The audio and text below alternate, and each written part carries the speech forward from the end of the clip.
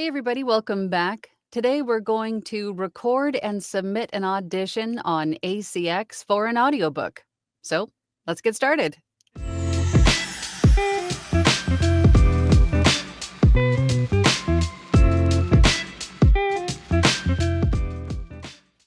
This is the audition that I have chosen. This is a nonfiction book, which I typically gravitate towards. This is sort of my wheelhouse, but this one is about an empath and a narcissist. Relatable. The estimated length for this book is 2.8 hours. Whoop. And that is based on word count, and the word count is 26,000. If I can highlight that correctly, word count is 26,000. Generally, the rule of thumb is 9,300 words equates to a finished hour. So if we take 26,000 words and divide that by 9,300 words, we get 2.8 hours. That is how the estimated length is equated or calculated. And that is a rough number. So 9,300 words for a finished hour is sort of rule of thumb. It could be a little bit more, it could be a little bit less. A lot of people narrate fast, some narrate a little bit slower. So that's going to vary a little bit, but roughly it's going to be about 2.8 hours finished. The project budget for this particular book is $50 to $100 per finished hour. And as I mentioned before, 9,300 words is about a finished hour. So if you chose, let's just say $100 per finished hour as your rate, then whatever the end result time-wise would be, roughly 2.8 hours, that would be $100 times 2.8 hours. So you would make $280 on this finished audiobook. But keep in mind that a finished hour includes all the narration time, all the editing time, all the mastering time, and all the formatting time to equate that one finished hour. So generally speaking, a finished hour of audio could be 2 hours of narration, 3 hours of editing, another hour of formatting and mastering, depending on your skill level. And basically, when you're first getting started out, you're not that fast. You're just not, because you're still getting used to everything and finding all of your processes and streamlining everything. It takes a little bit more time in the beginning, but eventually you will get down to a shorter time ratio for that finished hour. So instead of taking 8 hours for it to complete a finished hour, it could take you 2 hours to complete a finished hour. Just give it time and keep practicing. You'll get there. All right, so continuing on with the audition, the language that they're asking for is English. And about this title, this is a per finished hour book, not a royalty share, meaning you will be paid sort of as a buyout for this book.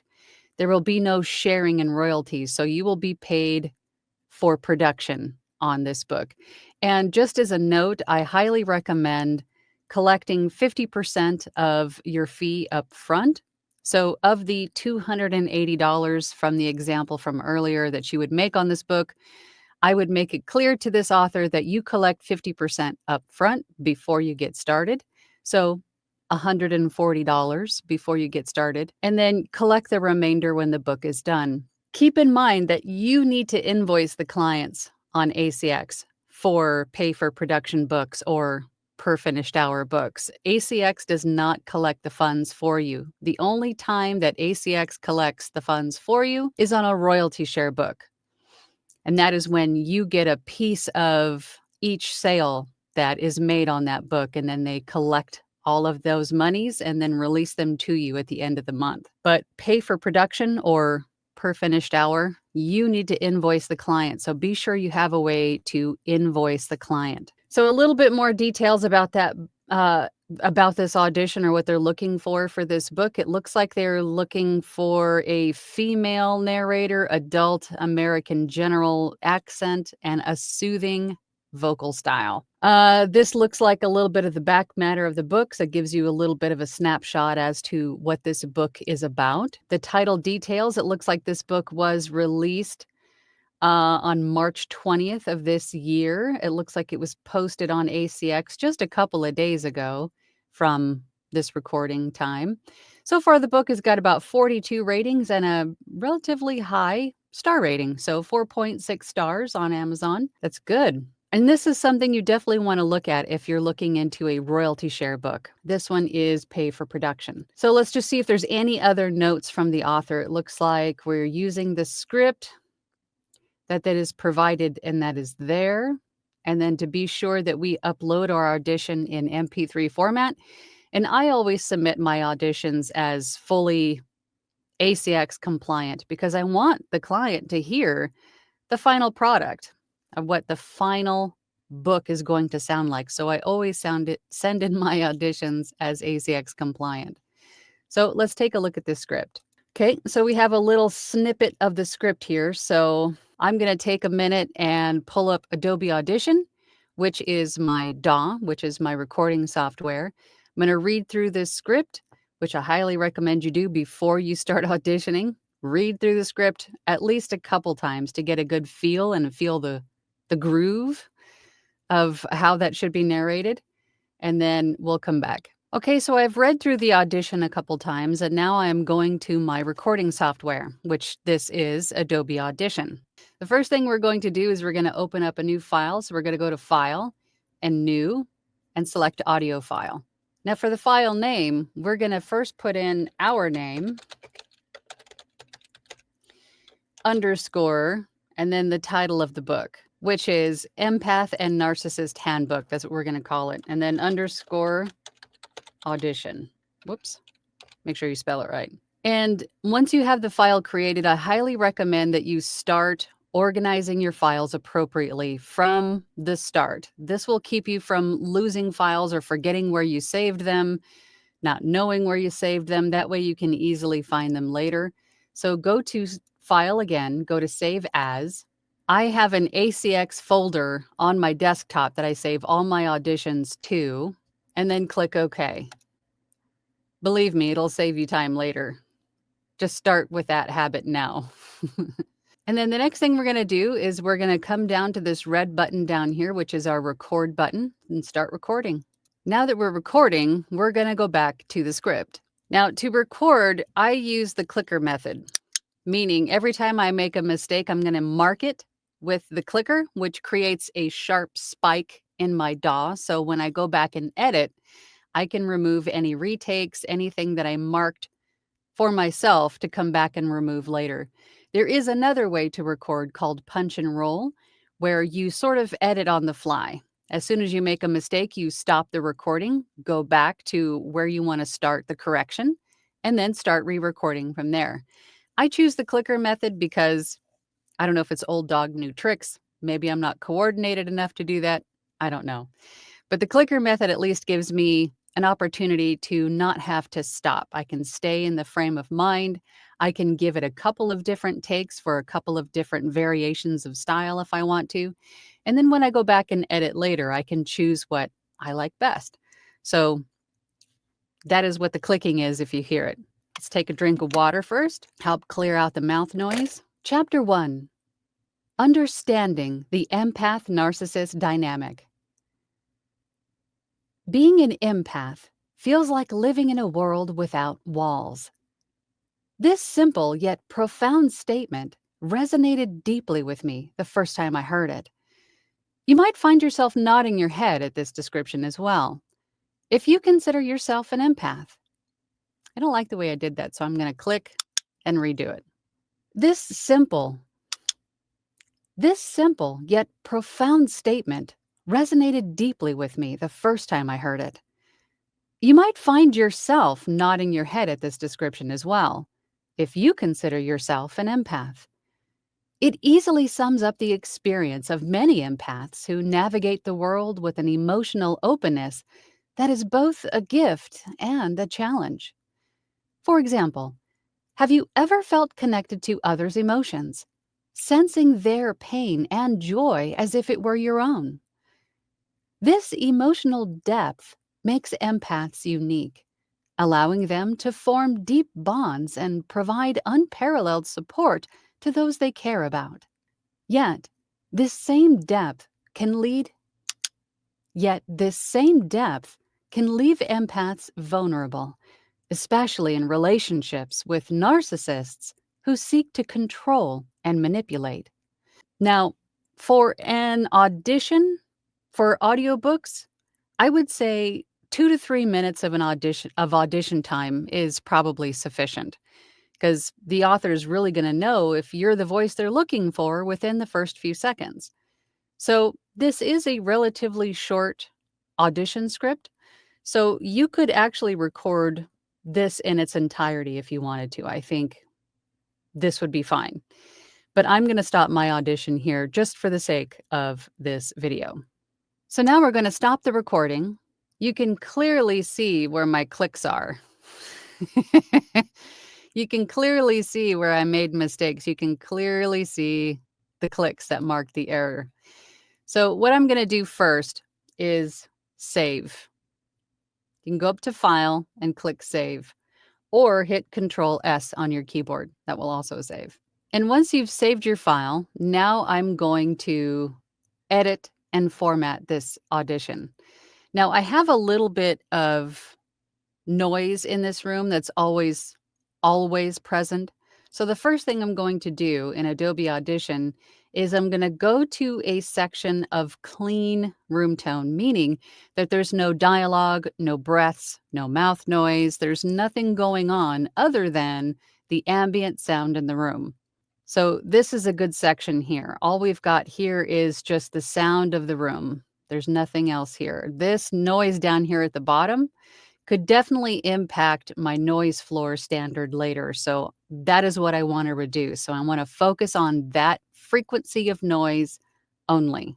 So I'm going to select that ambient noise of the room, and then I'm going to go up to Effects, click Noise Reduction Restoration, and then Noise Reduction Process. Now, remember I selected that bit of room tone, so I'm going to capture that noise print. And then now I have a visual representation of that frequency of noise. So to reduce it, I'm going to raise this threshold here. I usually go at about -20. And then I have it set to noise reduction of 30% and to reduce it by 10.2 decibels. Not very heavy. Always recommend go light on your noise reduction. Don't go heavy. You'll end up destroying the sound of your voice. So go very light to start with. So once I have those settings in there, I'm going to select the entire file because that frequency of noise runs through the entire file. And then I'm going to apply the noise reduction. As you can see, it reduced it quite a bit. Now I'm going to apply my effects rack. And I do have videos on my channel here about creating an effects rack and saving it as a preset. But for now, I'm just going to select my preset rack. And my rack includes another noise reducer, which is NS1 mono, a mouth declick from Isotope, which removes the mouth noises, reduces the plosives, and then I have a de-esser, and then I have a equalizer, which just enhances the sound of the voice and further cuts any low-end noise. And then I also have a single band compressor, which if I zoom out here, a compressor basically is one of the things that you really want to look at especially if you're getting into audiobooks, because that will help with your RMS or achieving the RMS standard, because the RMS standard is basically your average dialogue volume. So compressor will take some of these high peaks and some of the low peaks. Let me zoom in a little so you can see it a little bit better. Some of these high peaks and some of these low peaks, and sort of average them out a little bit more in volume. You'll see. So let's go ahead and apply this, and then you'll see the difference. Now that my effects rack is applied, you can definitely see the difference between the two as the before and after. Okay, now that we have my effects rack applied, I'm going to go back again and just collect a little bit of that clean room tone. So if I look down here in the bottom right, what I'm looking at is the duration here of my selection. So what I want to do is I want to get about 0.675 of clean room tones. So let's just adjust this until I get that. Let's just say 0.670 of clean room tone. And once I have that selected, looking over here in my duration of my selection, time-wise, then I'm going to copy that. And then I'm going to use that room tone to adjust pauses. I'm going to use that room tone to replace boo-boos, big breaths. And I don't recommend taking out all of your breaths. Leave some breaths in there. The only breaths that I remove from an audiobook, an audition, are ones that are sort of off-putting. Maybe it's a big gasping breath, or maybe you've got a little throat gurgle in it or something like that. Take those out, but leave the natural breaths in there. Don't ruminate too much about breaths. Breaths make us human. Leave them in there. So I'm going to put my headphones on so I can hear what I'm editing. All right, so the first thing I'm going to do is, again, I like to submit my auditions ACX compliant. So the first thing I'm going to do is adjust the head of the file. So I'm going to select all of this blank space before I said chapter 1 and then paste it in. Control V, or you can right click and click paste. But that was me talking to you. So we're going to get rid of that too. Let's see, where did I actually start the audition? I think it's probably right around here. There we go, chapter 1. Okay, so I'm going to put my playhead here at the beginning of where I said chapter 1, and then select all of this where I'm talking to you. Now, Control V. All right, so now we've adjusted the head of the file to be ACX compliant. You need to have about a half a second and a second of room tone. The narration technically needs to start between a half a second and a second of room tone. So in this case, here's a second, here's half a second. My narration starts right in the middle of those two. So compliance. Now, after I say a chapter title or a header of the chapter at all, I'm going to give it a good pause. So this was actually what, chapter? All right, so I'm going to shorten up that pause a little bit. And then after I read the chapter header or the chapter title, I'm going to add in probably 3 of those bits of room tone to give it a nice pause to indicate that it's a chapter header. And then now we're going to edit the remainder of this. Now, if I recall, we redid that. So I'm going to go to where I clicked right there. Yep, there it is. So I'm going to select all of this that I don't want anymore. And I think it was right about here. I'm going to play it just to make sure I'm deleting the correct section. Yep. All right, so I'm going to delete that. Notice I'm leaving that breath in there. Leave them in there. I am going to get rid of this ghosty breath and make sure that my for example is nice and clean. So I'm going to paste in room tone there. I'm going to get rid of that breath because that was a statement. And shorten up this pause a bit. See, I saw the click there, so I know I had to redo. So what I'm going to do is I'm going to leave a little bit of a pause there. So I'm not going to completely eliminate this entire pause, just a bit of it. And at the same time, get rid of this retake, the click, and whatever this mouth noise is going on here. So let's go ahead and delete that, and then we can adjust it further if we need to. Yeah, its pause is still a little bit too long, so we're going to get rid of some of that. Okay, there's another statement. Okay, this is just when I start talking to you now. So I'm going to go ahead and get rid of all the rest of that because now I'm talking to you. So I'm going to select all of that and paste in that room tone. Actually, I'm going to paste in 4 of these, 3, 4. And then just to make sure that I have enough room tone pasted in there, I'm going to select this section. And I'm going to come down to check my duration. That's 2.834 seconds.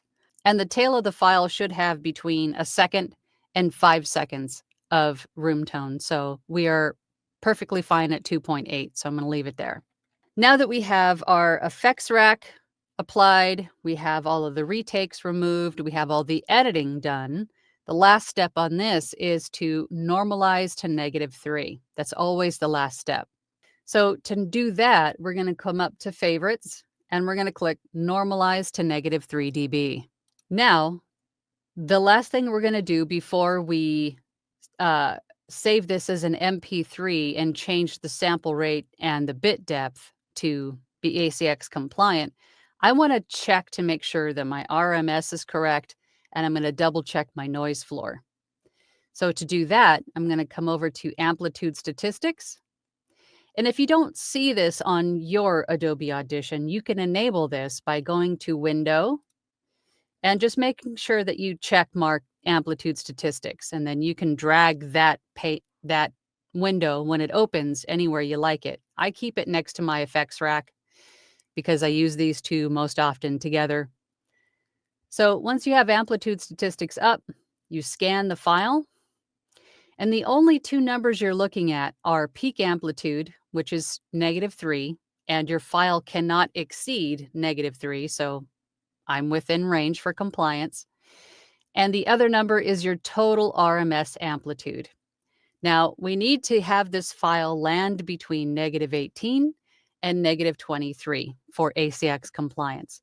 This file lands at -21.28, so we're perfectly within range.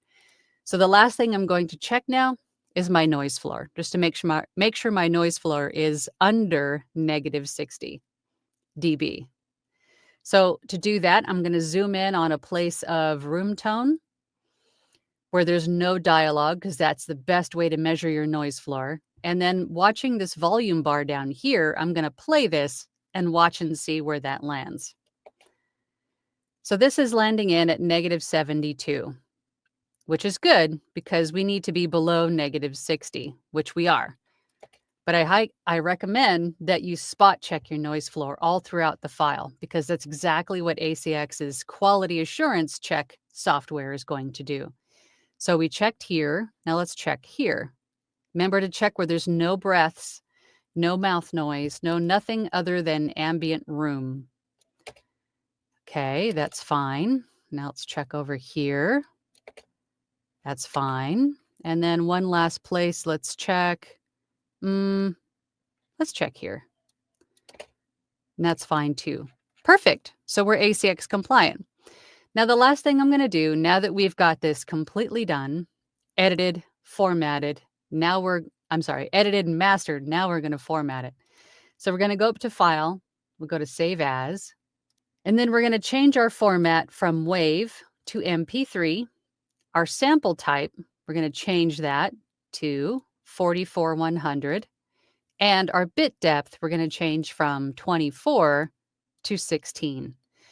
Now, your files can either be mono, meaning only one voice track, or stereo, meaning there's two, meaning there's a voice track coming out of each side separately, one on the left, one on the right. I've always submitted them as mono because if you think about people listening to audiobooks, sometimes they listen with one earbud, sometimes they listen on a car stereo, sometimes they listen on a singular Bluetooth speaker. So I think if it's just one voice channel, meaning mono, I think that is probably the best way to go. Either way you decide to send in your files, make sure they're just all the same. You can't send in half of them mono and half of them stereo. You need to pick one and make sure all your files are exactly the same. But I think mono, personal preference, is a better way to go. So once you have your sample rate and your bit depth selected, click OK. And then click OK again. Now our audition file is ready, so let's go submit it. Now that our audition is done, we can close this audition script. And then we're going to go to Upload File. So just go to the folder in which you saved it, select your MP3 file that we just finished, and open. And right here is our audition fully uploaded. Now, I also highly recommend that you submit a nice message to your rights holder as well. And always thank them for their time, their consideration, be polite, put your customer service hat on, right? Tell them that you connect or relate to the content of this book and you think you would be a good fit because of that. That you are excited, you look forward to hearing from them, all of the things. Make sure that you're polite and put that customer service hat on. And you can also include that your interpretation of the script was how you presented the audition, but you are flexible and you're open to working with them to make sure that you can give them a pace or tone. You can change it up in any which way that they would like because you're willing to work with them. So something to that effect. Thank you for your time, and then sign your name. And then once you have your message complete, submit your audition. And once you have submitted that audition, be sure that you also use that audition as a sample, because 60% of the jobs booked on ACX come from auditions. The other 40% come from authors finding you through your samples. So make sure that you're also using the auditions as samples. But make sure that you name that sample more descriptive. Don't just call it my audition of XYZ book. Call it, or name it rather. In my case, it would be American Female Narrating Nonfiction, or something to that effect, because someone scrolling through a bunch of different samples may not know what the book you named is about. And you want to make it as easy as possible for that author to find what they're looking for. And in this case, hopefully your voice, right? So be descriptive in the title of your sample. And also recycle those samples quite a bit. Whatever interval you choose, whether it's daily, weekly, monthly, every couple of months, remove all your samples and then repost them and then add some new ones. Take some old ones out that you don't like anymore.